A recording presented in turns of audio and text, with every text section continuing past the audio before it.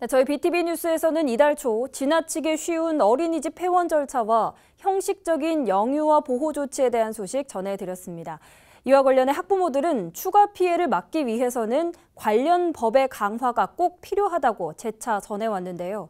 구체적으로 어떤 변화가 필요한 상황인지 양진호 기자가 짚어봤습니다.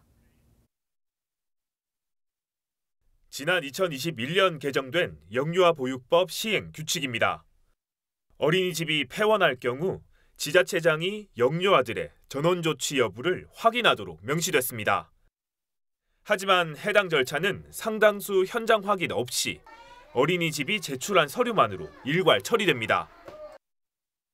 전원 조치가 제대로 이루어지지 않았다는 게 확인이 되면은 향후 절차가 어떻게 되는지는 정해지는 게 없는 건가요, 혹시?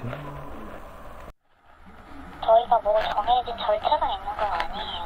그냥 일단 확인만 한다는 말씀이시죠, 그럼? 네. 결국 학부모들은 다른 어린이집을 구하기 위해 최초 입학 과정을 동일하게 반복해야 합니다. 시행령에 명시된 전원조치 계획서 제출 의무가 사실상 형식에 불과하다는 지적이 나올 수밖에 없는 겁니다. 엄마들이 육아 포털에 들어가서 2군데 정도를 대기를 거는, 그래서 사실은 전원의 주체는 엄마들, 양육자들이거든요.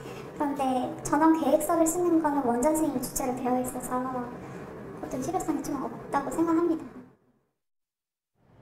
법령 강화를 위한 시도가 없었던 것은 아닙니다.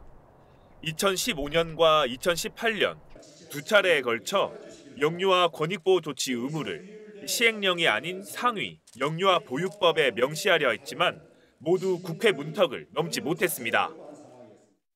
진짜처럼 어디론가 옮길 수 있는 그런 존재들이 아니라 정말 좀 정서적으로 보호받아야 할 취약한 사람들이 모여있는 곳이기 때문에 좀 더 엄격한 절차가 필요하다고 생각합니다. 지자체 확인보다는. 학부모들은 일방적인 폐원 통보 절차가 보완돼야 한다고 입을 모았습니다. 학부모의 폐원 동의를 의무로 해 어린이집이 적극적으로 영유아의 전원 조치에 나서도록 유도할 필요가 있다는 겁니다. 전원 조치 계획서에 대해서 원장 선생님이 지금 규정대로라고 한다면 원장 선생님이 그냥 일방적으로 작성을 할 수 있게 되어 있으니 전원 조치 계획서를 작성할 때 보호자들에게 뭔가 보호자들과의 논의를 거치게 만드는. 2017년부터 지난해까지 전국에서 사라진 어린이집은 9,000곳이 넘습니다. 서울에서 문을 닫은 어린이집만 1,500여 곳. 뚜렷한 대책 없이는 보육시설 부족, 저출산의 악순환이 반복될 수밖에 없는 상황입니다. BTV 뉴스 양진호입니다.